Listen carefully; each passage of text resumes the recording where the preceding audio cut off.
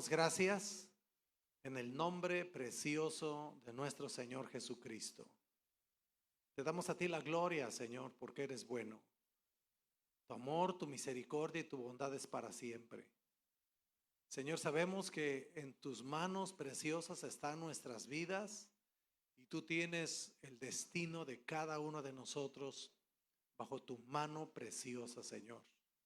Y ya desde ahora, Señor, estamos orando para que te muevas con poder y glorifiques tu nombre en la vida de tus hijos, porque tú tienes su destino en tus manos preciosas.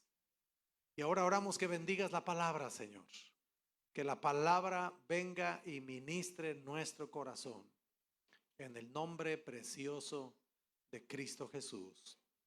Amén. Amén.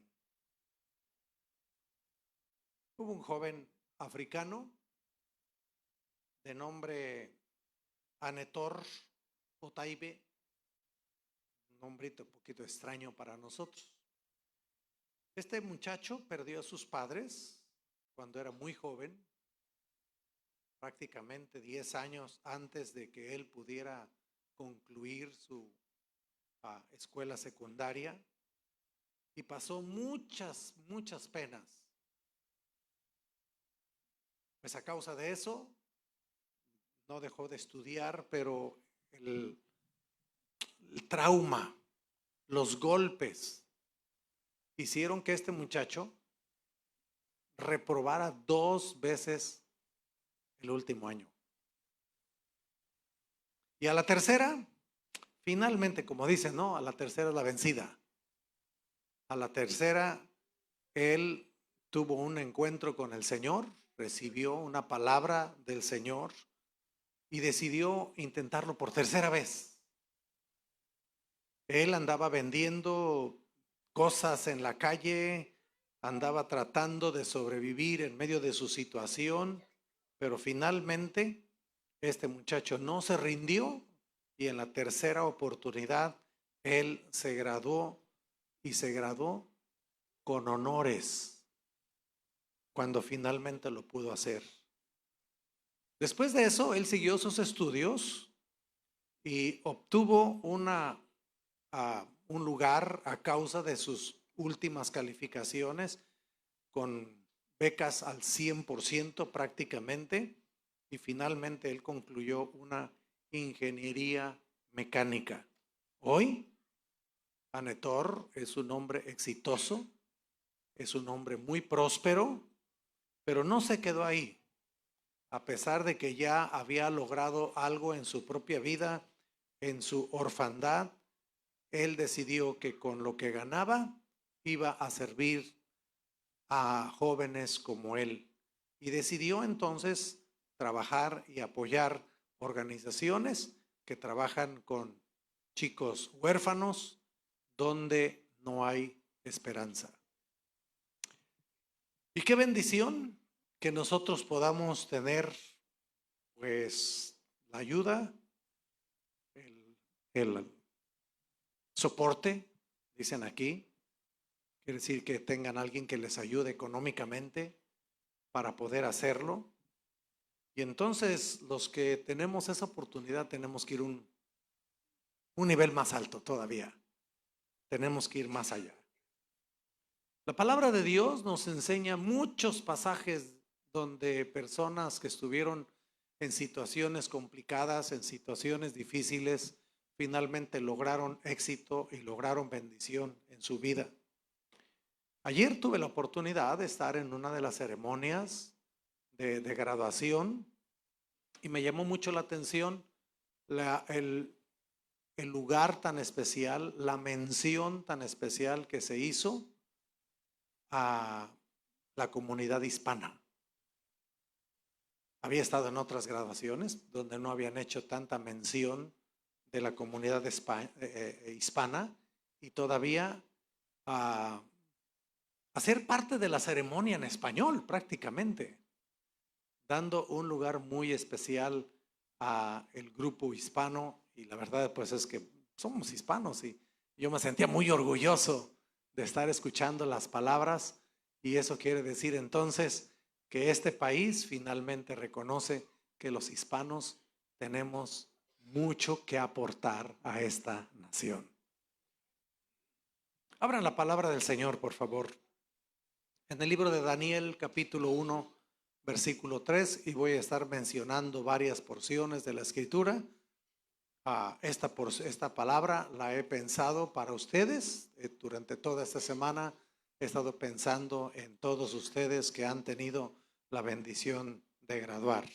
Dice la palabra: y dijo el rey a Aspenaz, jefe de los eunucos, que trajesen de los hijos de Israel del linaje real de los príncipes. Seguro que la mayoría de ustedes ha escuchado la historia de Daniel, pero no solamente fue Daniel, fueron también algunos jóvenes que tuvieron que ser llevados en la cautividad.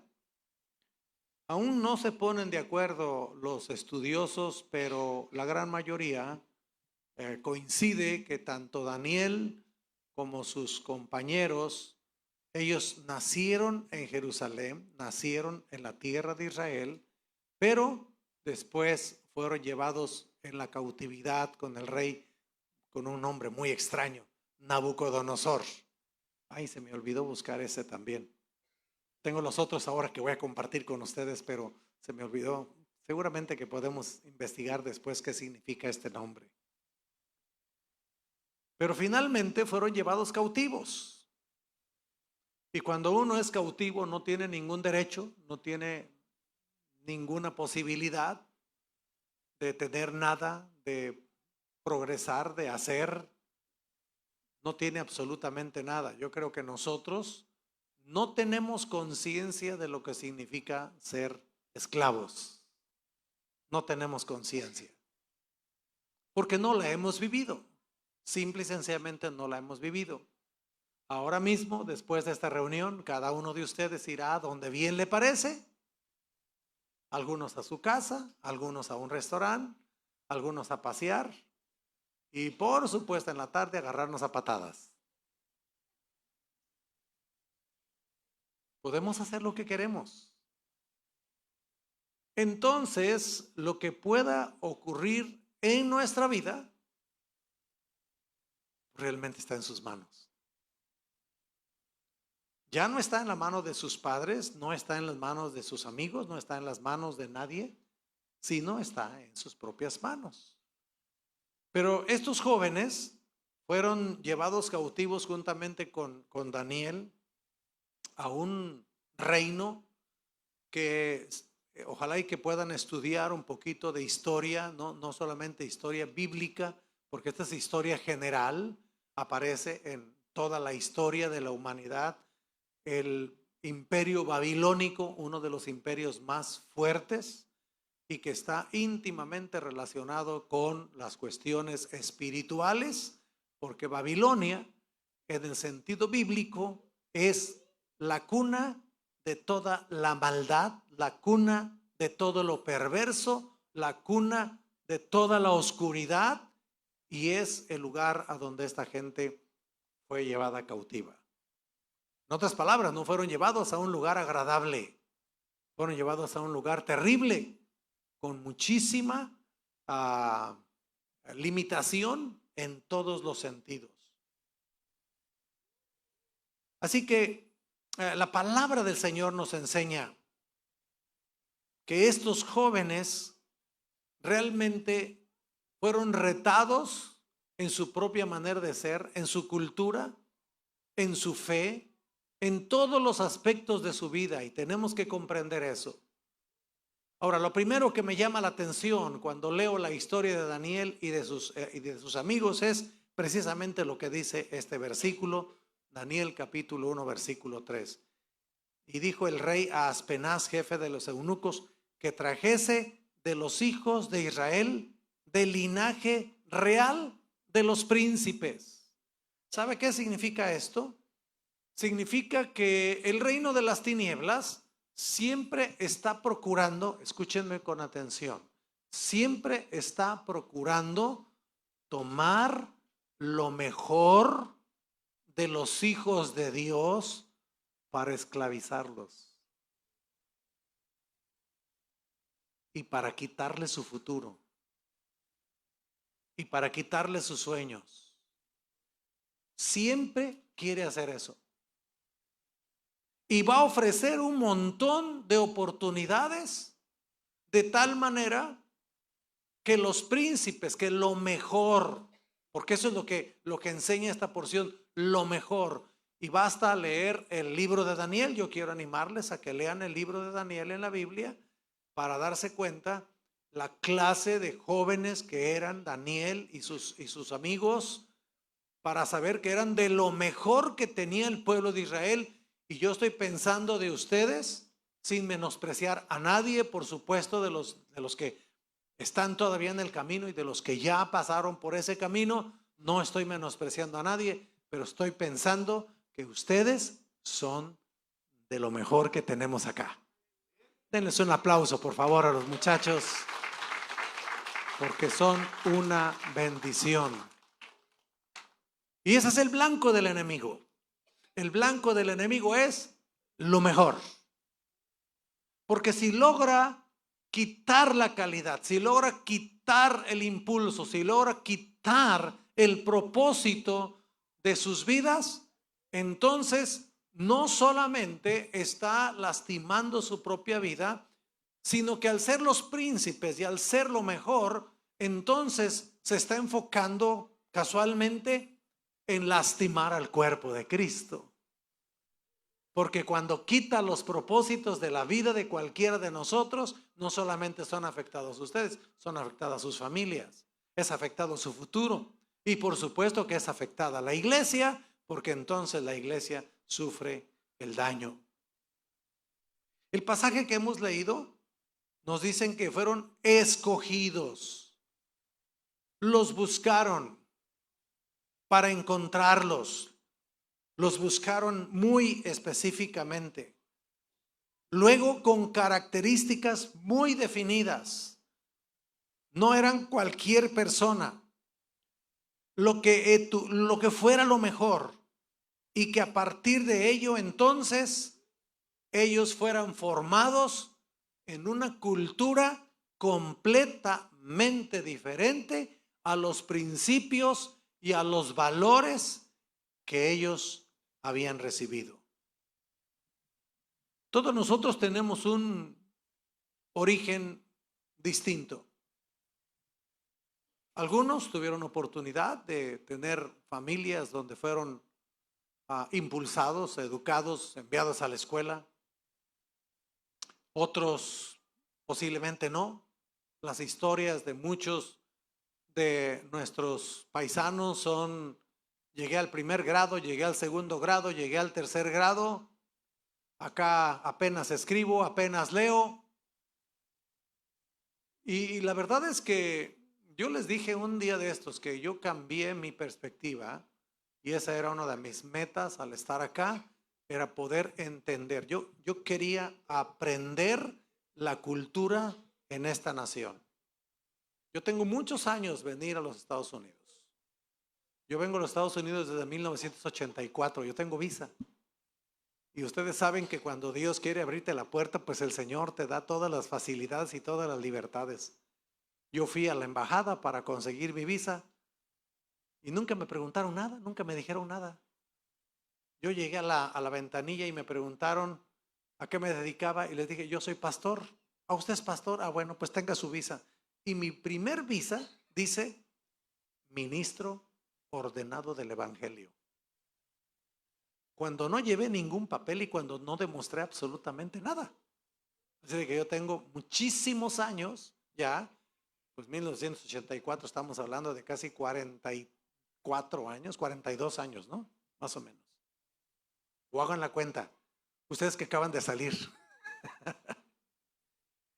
Muchísimos años. En realidad, pero yo no sabía la cultura de este lugar. Porque vengo y comparto con una persona y comparto con otra persona, pero no sabía la cultura de este lugar. Y yo quería aprender la cultura de este lugar. ¿Y saben qué? Es una cultura muy compleja. Lo que he encontrado es una cultura muy compleja. Mayormente en este grupo tenemos una cultura muy compleja. Algunos de ustedes hablan más el inglés y comprenden más el inglés que el español.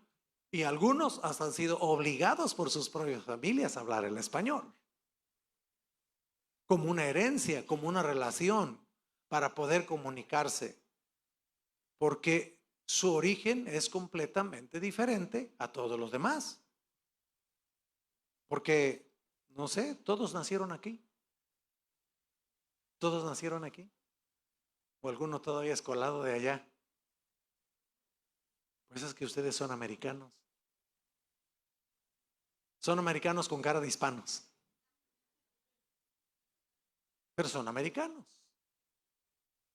Y entonces la cultura que nosotros traemos de nuestros diferentes países latinoamericanos no es la misma que la cultura que ustedes tienen, que tienen de su propio nacimiento, porque ustedes nacieron y se han criado en esta cultura.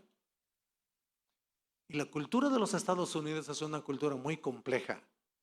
Por favor, no quiero ofender a esta nación de ninguna manera, pero yo siento que esta nación es como Babilonia.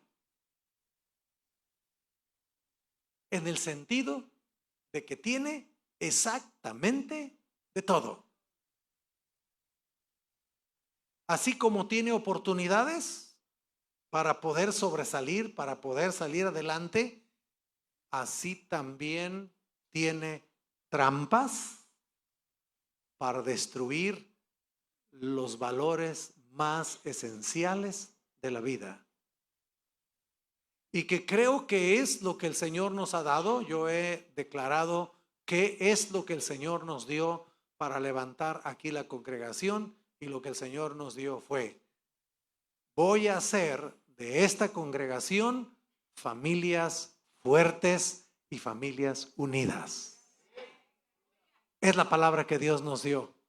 Por eso deben tener esa visión, deben conservar eso en su corazón para saber que Dios se va a glorificar en sus familias, que va a unir profundamente el esposo y la esposa, que va a unir el corazón de los padres con los hijos, que va a unir el corazón de los hijos con los padres, y que vamos a poder mirar familias bendecidas, unidas por la gracia de Cristo Jesús. Es la palabra que el Señor nos dio. Ahora, estos valores no son valores que se manejan en esta sociedad. Estos valores tienen más que ver con nuestra herencia hispana. Porque nuestra herencia hispana es: híjoles, queremos tener a nuestros hijos hasta cuando ya les salió barba y bigote, ¿no? En la casa. ¿Sí o no? Bueno, Jared sí tiene barba. Él sí tiene la barba. Esa es una herencia hispana, pero porque nosotros siempre queremos tener nuestras familias unidas, porque nosotros siempre queremos ver el crecimiento de nuestros hijos, y porque yo he dicho: ¿cuál es la ganancia de un padre cuando tiene hijos? ¿Cuál es su ganancia? Porque hablamos de los derechos de los hijos, hablamos de los derechos de los jóvenes para recibir, para ser impulsados, pero la pregunta es: ¿cuáles son los derechos de nosotros los padres de nuestros hijos? ¿Qué recibimos nosotros de ellos? Bíblicamente es claro. Bíblicamente dejará el hombre a su padre y a su madre y se unirá a su mujer, y los dos serán una sola carne. Te casas, te vas y pones tu casa. ¿Ok? Pero antes de eso, cuando todavía están acá en la casa, ¿qué recibimos nosotros de ellos? Entonces yo quiero que piensen ustedes: ¿qué le voy a dar a mi papá? Y mire, y su papá y su mamá tienen con qué comer. ¿Ok? Ellos no están esperando que usted le va a traer $20. Ojalá y que sí traigan algo, cuando menos. Porque cuando yo comparto con las familias, siempre digo que, pues, si se unen, van a lograr hacer algo mejor. ¿Por qué razón? En una casa hay 5 y los 5 trabajan, pero solamente uno paga todos los gastos. Y cuando los jóvenes o las señoritas empiezan a trabajar y empiezan a ganar, nosotros los padres no queremos mucho decirles, oye, pues cállate con algo acá para los biles, ¿no? No, nos da vergüenza. Al menos a mí sí. Pero imagínense que entonces si trabajan 5 y los 5 aportan algo y tienen una caja junta y en lugar de que alguien lleve la carga solo, más bien empiezan a invertir o empiezan a poner un negocio y con ello entonces empiezan a prosperar y empiezan a levantar, la cosa va a ser completamente diferente. Así que tenemos retos. Yo veo que estos jóvenes fueron llevados a Babilonia para ser retados completamente con una cultura que no era su cultura. Y no estoy ahora hablando de la cultura de Estados Unidos, ahora estoy hablando de la cultura del reino de Dios contra la cultura del reino de las tinieblas. Y esa es la cultura que ustedes van a tener que enfrentar. ¿Ok? Ángel, ya te vas. Vas a estar viviendo en otro estado, vas a vivir solo completamente. Hasta hoy tu padre y tu madre han estado contigo, pero de aquí en adelante tú vamos a saber de qué estás hecho. Hola, ¿no es cierto? No sé qué va a pasar con los demás, porque no he escuchado, pero yo escuché de Ángel, ¿verdad? Para Nuevo México, sí, ¿verdad? Va para Nuevo México. Pero entonces ahora ya no va a estar mamá que diga ponte a lavar la ropa, ni papá que diga vente vamos a orar. Ahora sabes si tú lo vas a hacer o no. No va a haber nadie que te diga no fumes eso, no tomes eso, o no te juntes con fulano, o no te juntes con sutano. Estos jóvenes fueron llevados a Babilonia y lo primero que hizo el rey de Babilonia fue, a ver, denles a comer de la misma comida que como yo, el alimento. El alimento. Y estos jóvenes lo primero que hicieron dijeron, no vamos a comer lo que tú nos quieres dar de comer.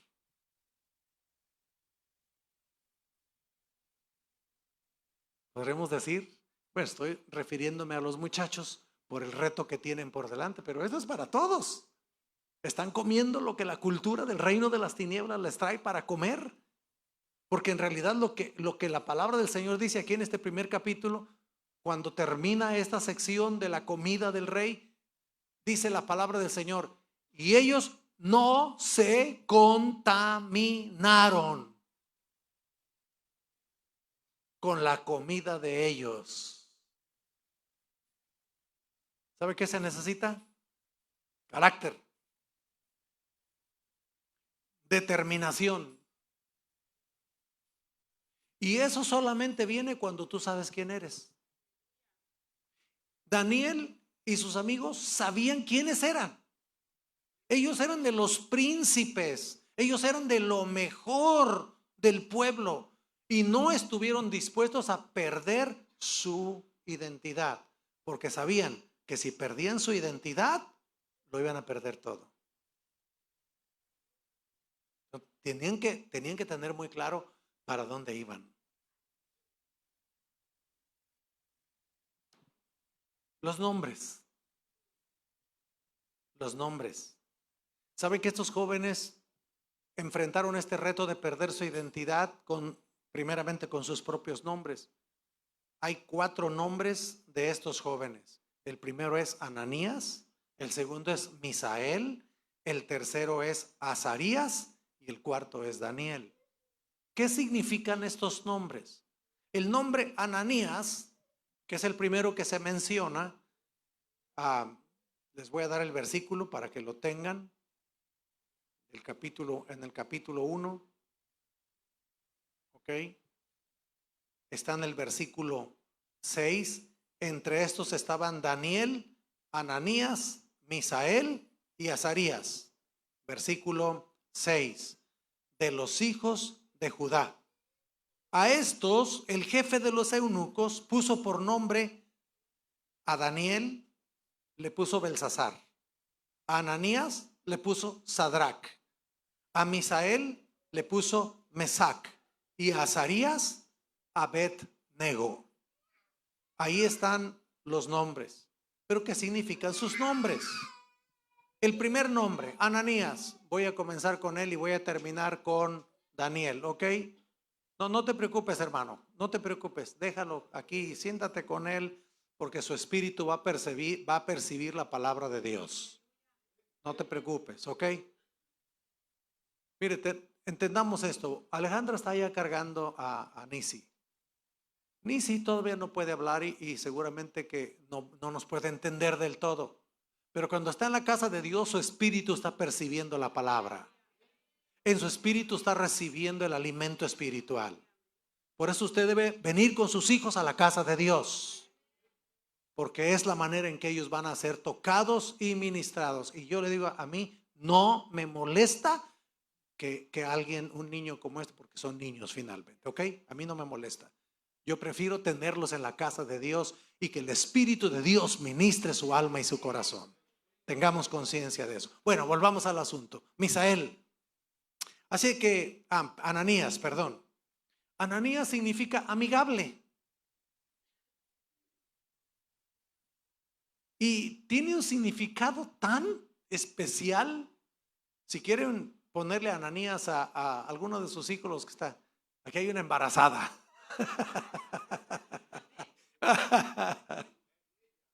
Fíjense que tiene este significado, escúchenlo. Doblarse o inclinarse en bondad hacia un inferior. Voy a volver a decírselos. Inclinarse o doblarse, pero hacia un inferior. ¿Sabe qué significa eso? Humildad. Porque está bien si viene el presidente, ¿verdad? Y pues le guardamos cierto respeto a algunas personas, a algunas autoridades, ¿no? Pero a un inferior. A alguien todavía que está más abajo. Eso solo lo pueden hacer los hijos de Dios. Porque los hijos de Dios tienen un corazón libre de orgullo y no consideran a nadie lo suficientemente con valor como para no darle respeto. ¿Quieren abrirse una puerta? ¿Quieren abrirse una puerta? Denle valor a las personas con las cuales ustedes se relacionen. Y si ustedes le dan valor a las personas con las que ustedes se relacionan, aun cuando parezcan, porque esta es una apariencia solamente, porque todas las personas tienen un honor que respetar. No importa si tienen o no tienen, no importa si se visten o no se visten, no importa absolutamente. A mí me encanta la visión del reino de Dios.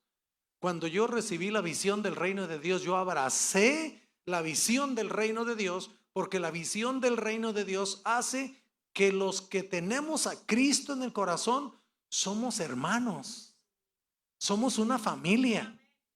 No hay grande ni pequeño. Qué bueno que hay doctores, qué bueno que hay ingenieros, qué bueno que hay médicos, qué bueno que hay maestros de escuela, qué bueno que haya todo eso. Pero en la iglesia no nos tratamos como tal. En la iglesia somos hijos de Dios. Amén. Eso lo puede hacer el Señor. El mundo no, Babilonia no. Ok, Babilonia no. De hecho, el reto que ellos tuvieron no solamente fue respetar al rey, pero también inclinarse ante sus dioses, inclinarse ante una imagen que el rey Nabucodonosor mandó a hacer, que vamos a considerar en el capítulo 3. Así que ya saben qué significa Ananías: amigable, doblarse o inclinarse en bondad. No solamente, bueno, lo voy a hacer, no, en bondad, reconociendo que este muchacho tiene un valor tal en bondad, inclinarse en bondad, no para adorarlo, no para ninguna otra cosa, sino solo para reconocer que este muchacho tiene valor. Y por último, apiadarse, compadecerse. Eso significa Ananías. El segundo, Misael. ¿Qué significa Misael? Este es un nombre compuesto y la primera parte, mi, que significa quién o cualquiera. Y luego la segunda, él, Misael, fortaleza, poderoso, todo poderoso. Así que el nombre Misael ya junto significa quien es poderoso, una fortaleza. Vale la pena ponerle a un hijo Misael. Hola Misael, ¿dónde quedaste hoy? Allá está Misael. Yo no sé qué estaban pensando sus padres para ponerle Misael. No sé si les sonó bonito. No sé si dijeron está en la Biblia, porque así pasa con nosotros los cristianos, ¿verdad? No más así.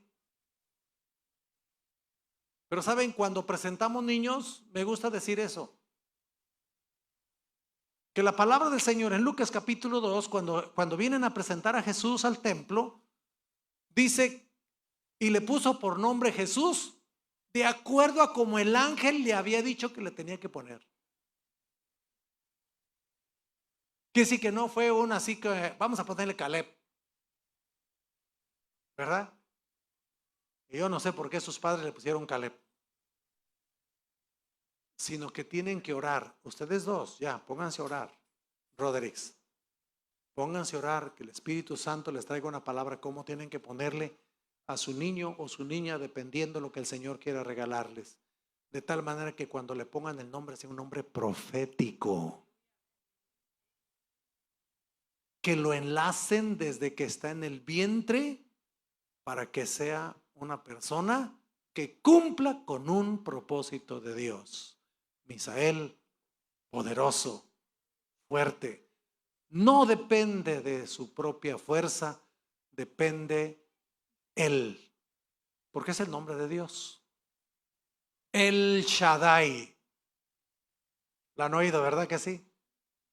La palabra Él es todopoderoso. Shaddai, suficiente. El Dios todo suficiente. Tercero, Azarías. El nombre Azarías significa ayudador, protector, defensor y también significa rodear o circundar, hacer una valla alrededor.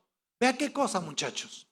Dios les va a dar la oportunidad a ustedes en un determinado momento de encontrarse con personas desvalidas, de encontrarse con personas dolidas, de encontrarse con personas despreciadas, y Dios les está diciendo, ustedes pueden llegar y rodearlos, cubrirlos y hacerlos sentir el valor que Dios le da a cada persona.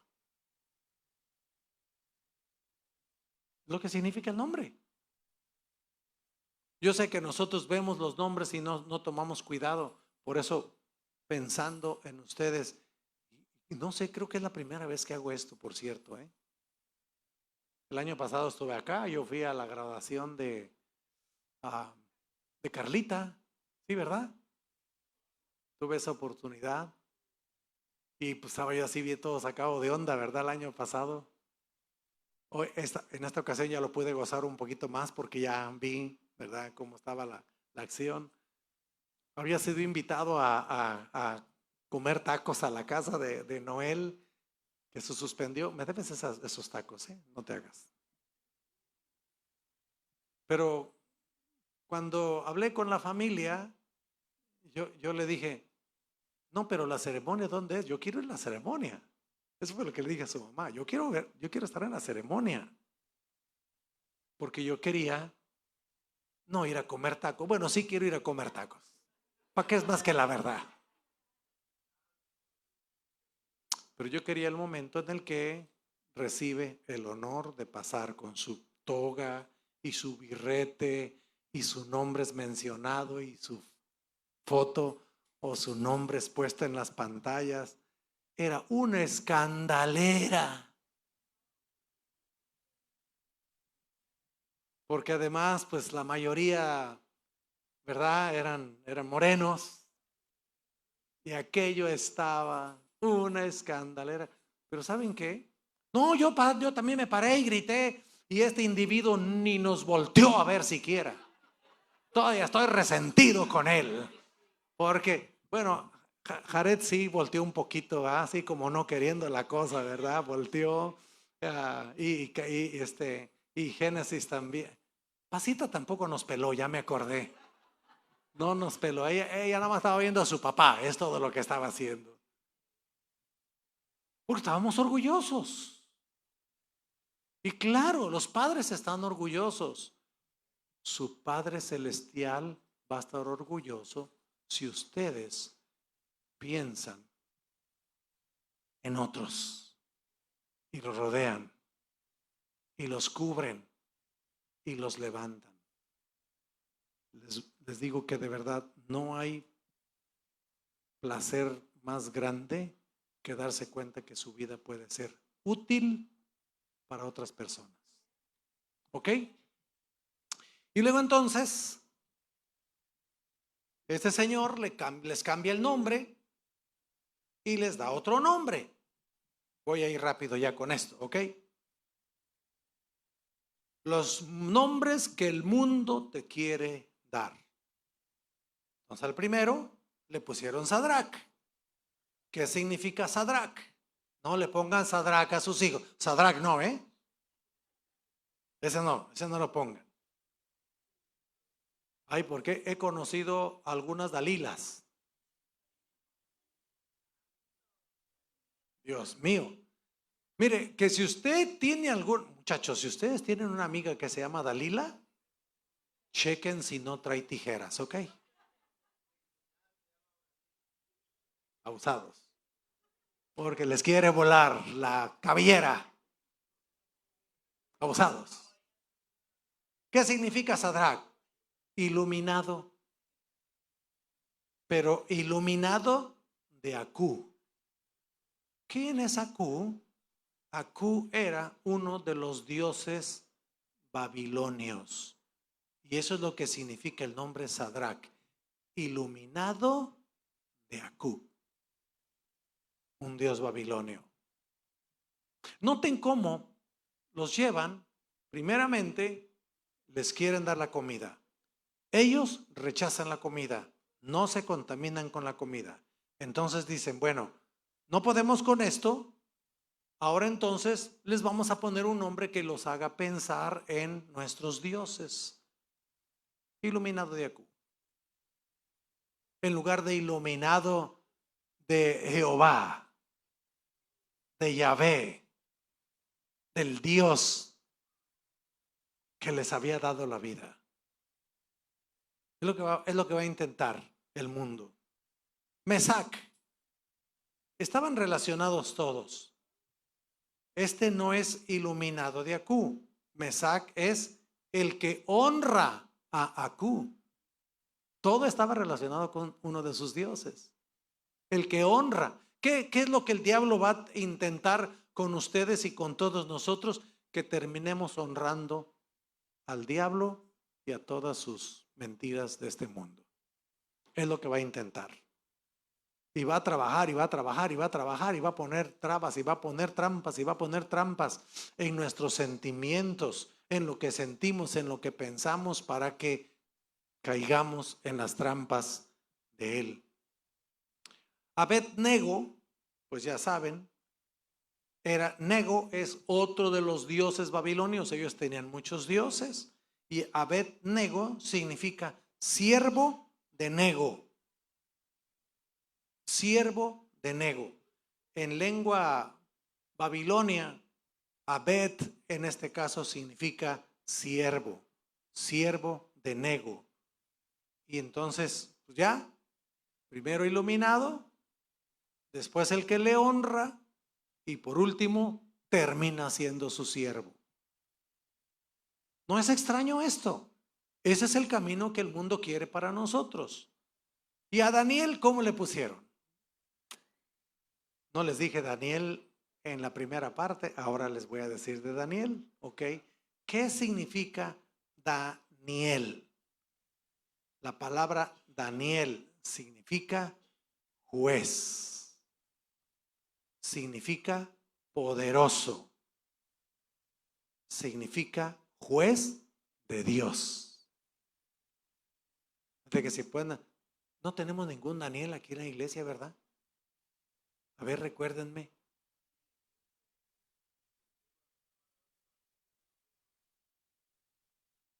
No vino el juez.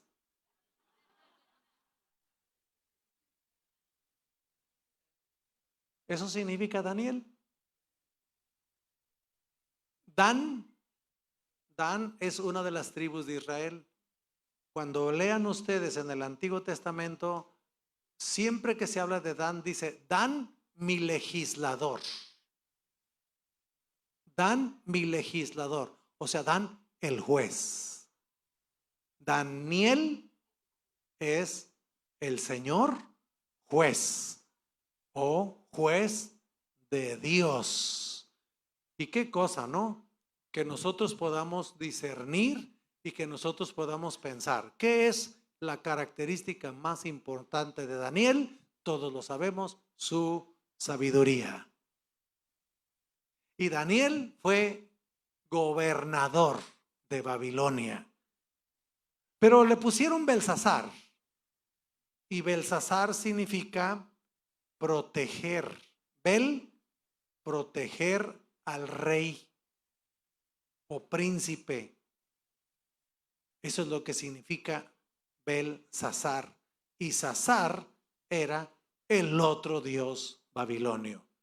Entonces lo que quisieron ellos es, en lugar de que tú seas, fíjese cómo estaba relacionado los nombres, en lugar de que tú seas un juez de Dios, alguien que juzga y que gobierna con la autoridad del Señor, no, tú te vas a dedicar a ser el que proteja al príncipe, el que proteja al rey del Dios de Babilonia. En todo tratando de ganar nuestra vida, en todo tratando de ganar nuestra conciencia. Así que el reto finalmente va a llegar tarde que temprano, muchachos. Capítulo 3 de Daniel, versículo 14.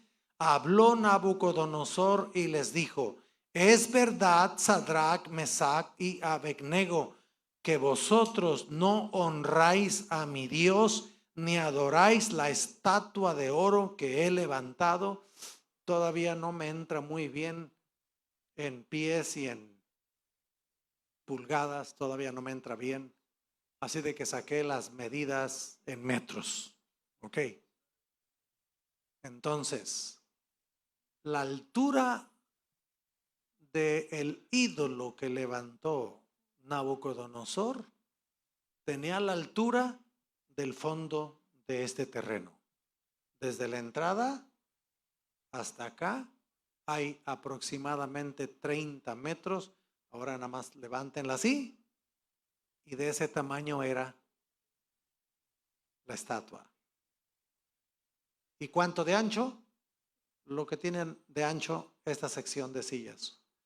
Desde la pared hasta acá. Ese era el ancho y el alto, se lo pueden imaginar. El rey Nabucodonosor mandó a hacer una estatua donde todas las personas, cuando se tocara la trompeta, tenían que inclinarse para adorar a ese Dios. Y estos muchachos, ¡ay, qué determinación! Vamos al capítulo 3, porque estos muchachos tuvieron una determinación muy interesante, ¿ok?